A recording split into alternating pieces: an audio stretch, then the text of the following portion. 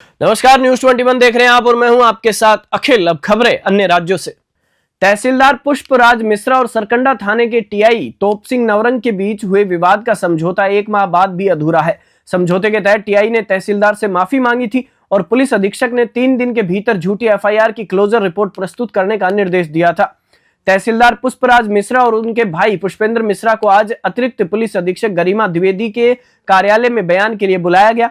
पुष्पेंद्र मिश्रा ने कहा कि समझौते के बावजूद एफआईआर का खात्मा नहीं किया गया है। उन्होंने पुलिस प्रशासन पर देरी का आरोप लगाते हुए जल्द से जल्द क्लोजर रिपोर्ट प्रस्तुत करने की मांग की है। बिलासपुर से ललित गोपाल की रिपोर्ट। नौरंग जी के विभागीय जांच के लिए बुलाया गया हुआ है, परंतु हमें आश्वासन दिया गया था कि 3 दिवस के अंदर जांच पूर्ण कर लिया जाएगा और हमें कहा गया था कि इसमें मामले में सुलह करा दी गई है और इसमें विभागीय कार्यवाही जो है की जाएगी। लेकिन हम लोगों के बार-बार संपर्क करने के बावजूद भी 3 दिवस में इस चीज़ों को प्रकरण को ना ही खात्मा खारिजी के लिए भेजा गया और ना ही जांच की कोई बिंदु दिखा। हम लोग 5 बिंदु पे बात कर रहे हैं। हम लोगों को 3 दिवस में अंदर आश्वासन दिए थे कि इस घटना की जांच होनी चाहिए, जो कि जांच रिपोर्ट आज दिनांक तक अप्राप्त है।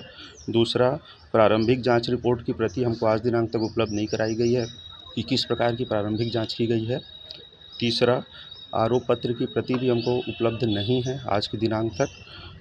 चौथा, जो भी वारदात हुई है सरकंडा थाना के अंतर्गत तोप सिंह नवरंग द्वारा, थाना प्रभारी द्वारा की गई है और यह घटना जो थाना के सीसीटीवी में कैद हुई है उसको हमको उपलब्ध नहीं कराई गई है और जिसके बिना पारदर्शिता की संभावना ही नहीं है। पाँचवा, इस सूचना के अधिकार के तहत हमने और अन्य के माध्यम से भी हमने जानकारी प्राप्त करने का प्रयास किया, परंतु आज दिनांक तक 1 माह से ज़्यादा का समय व्यतीत होने के बावजूद भी हमें सूचना के अधिकार के तहत में जो कि उसका नियम है उसके तहत जानकारी आज तक थाने से प्रदान नहीं की गई है और इन आधार पे हमें निष्पक्षता किस प्रकार से है हमको समझ में नहीं आ रहा है। प्रशासन का आश्वासन होने के बावजूद भी इस ना एफआईआर क्लोजर किया गया, बारंबार मिलने के बावजूद भी मामले को घुमाने का प्रयास किया जा रहा है और किसी भी प्रकार से सहयोग नहीं किया जा रहा है और आज अचानक से हमको नोटिस देकर विभागीय जांच के लिए बुलाया गया है, जिसके पूर्व हमें ये जानकारी चाहिए था। इसके लिए हम लोगों ने कलेक्टर, एसपी और आईजी साहब को प्रतिवेदन हमने दिया हुआ है और उसमें हमें न्याय की उम्मीद है।